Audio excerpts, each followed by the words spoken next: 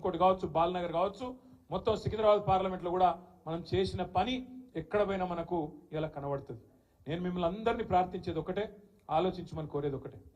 మన మీద చాలా ఆరోపణలు పెట్టిరు అసెంబ్లీ ఎలక్షన్ల ముందు, చాలా బదనాం చేసే ప్రయత్నం చేసింది.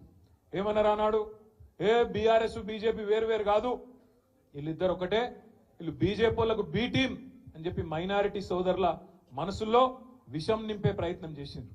కేసీఆర్ మోడీ ఒకటే అని చెప్పి చిల్లర మాటలు మాట్లాడింది. हैदराबाद लेवल नम्मले, हैदराबाद में कोई यकीन नहीं करे, पूरे शहर है हैदराबाद में जितने भी हमारे माइनॉरिटी भाई हैं बहन हैं, आप सभी लोगों ने तय दिल से हमको मदद दिया, इसीलिए पूरा का पूरा हैदराबाद हम जीत गए। हैदराबाद जो गढ़ है, तेलंगाना का जो दिल है और जो धड़कन है, उसमें आज शानदार तरीके से हम लोग शानदार जीत हासिल कर पाए। क्या क्या मेजॉरिटियां मिले हर किसी को आप देख रहे हैं। खुतबुल्लापुर में सबसे ज्यादा 85,000, कुकटपल्ली में 72,000, हमारे पज्जन्ना 46,000 చూసుకుంటపోతే బ్రహ్మాండమైన మెజారిటీలు హైదరాబాద్ లో అంతటా వచ్చినాయి. కానీ దురదృష్టం కొంత అక్కడ ఇక్కడ ఈ చిల్లర ప్రచారం ఏదైతే చేసిరో దొంగ ప్రచారం కాంగ్రెస్ వాళ్ళు దాన్ని అక్కడక్కడ నమ్మిండ్రు. ఆ రోజు ఏమన్నారు, కవితమ్మని అరెస్ట్ చేయలే, అందుకే మేము అంటున్నాం వీళ్ళు ఒకటే అని. మరి ఇవాళ నేను అడుగుతున్నా, ఆ రోజు కవితమ్మ సుప్రీంకోర్టులో కేసు ఉండే, స్టే ఉండే, అందుకే అరెస్టు చేయలేకపోయింది.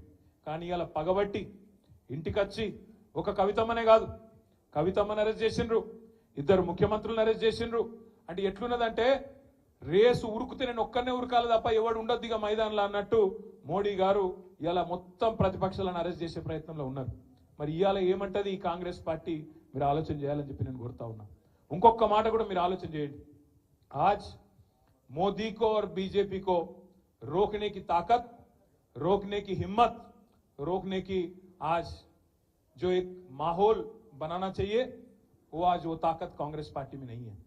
इसलिए आज ममता बनर्जी बोल रही है वहां पे बंगाल में कि कांग्रेस पार्टी 40 पार नहीं कर पाएंगी, क्योंकि अगर किसी को रोकना है बीजेपी को, किसी में अगर रोकने की ताकत है तो वो है रीजनल लीडरों में, ताकतवर लीडरों में, जैसे केसीआर, जैसे ममता बनर्जी, जैसे अरविंद केजरीवाल, इनमें है। कांग्रेस में वो ताकत नहीं है.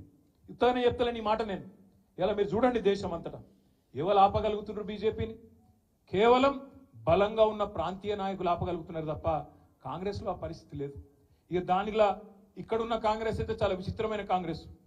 ఈ కాంగ్రెస్ అసలు ఇది కాంగ్రెసా బీజేపీ అర్థం కాదు మనకు కొద్దిసేపు చూస్తే. आप एक मिनट सोचो, ऊपर राहुल गांधी है दिल्ली में, उन्होंने क्या बोलते, चौकीदार चोर है बोलते, चौकीदार चोर है अंटू. మరి ఇక్కడున్న రేవంత్ రెడ్డి ఏమో नहीं चौकीदार नहीं है इनो, चोर नहीं है इनो, हमारे बड़े भाई है, चौकीदार चोर है ఆయన అంటాడు, ఈయననేమో బడే బాయి है हमारे అని ఈయన అంటాడు. ఇంకొక మాట మీరు ఆలోచించండి, अदानी के लिए काम करते प्रधानी एंड राहुल गांधी अंटाడు. अदानी के लिए काम करते प्रधानी राहुल गांधी का बोलना है. यहाँ पे रेवंत रेड्डी क्या कर रहे, जाके अदानी से गले मिलते दावोस में, क्योंकि ठंड ज्यादा है वहां पे, गले मिल लिए, वहां डील कर लिए, दोनों कस के पकड़ लेके फोटोग्राफ ले रहे. అంటే అదాని దొంగనా దొరనా చెప్పు మరి నువ్వు. మీ రాహుల్ గాంధీ ఏమో అదాని మంచోడు కాదంటాడు, రేవంత్ రెడ్డి మాత్రం అదాని సక్కటోడు సొక్కం మనిషి ఈయన చెప్తాడు. गुजरात मॉडल बेकार है, फेक है, ये राहुल गांधी का बोलना है. अब यहां पे हमारे छोटे भाई नरेंद्र मोदी के छोटे भाई रेवंत रेड्डी का बोलना है कि तेलंगाना को मैं गुजरात के रास्ते पे ले जाता हूं, गुजरात मॉडल बनाता हूं. ఇక్కడ ఈయన మాట్లాడుతాడు. लिकर स्कैम कुछ नहीं है, अरविंद केजरीवाल को अरेस्ट करना ना इंसाफ है, ये अच्छी बात नहीं है అని రాహుల్ గాంధీ అంటాడు. ఇక్కడ రేవంత్ రెడ్డి ఏమంటాడు, नहीं लिकर स्कैम है, कविता को पकड़ना अच्छी बात है అని ఈయన అంటాడు. కాంగ్రెస్ లోనే రాహుల్ గాంధీకి రేవంత్ రెడ్డికే ఒక శృతి లేదు.